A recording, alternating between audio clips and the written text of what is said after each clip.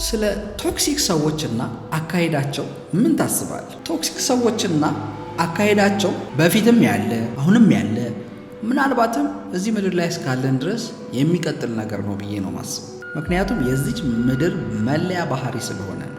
ባይሆን ከእንደዚህ አይነት ሰዎች ራሳችንን እንዴት እንጠብቅ የሚለው ጥያቄ በጣም አስፈላጊ ነው። የቶክሲክ ሰዎችን አካሄድ ጠንቅቆ ለመረዳት ምናልባት አንድ የታወቀ መጽሐፍ ማንበብ ያስፈልጋል።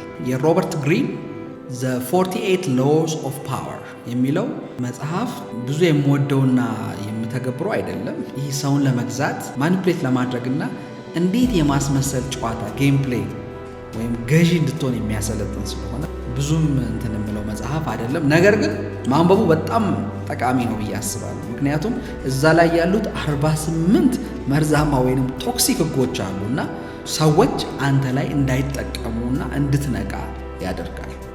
በዚህ መጽሐፍ ዙሪያ ትንታኔ ከፈለጋችሁ ይብራራ ብላችሁ ጻፉልኝ። በቀጣይ ሌላ ቪዲዮ ይዤ እመጣለሁ።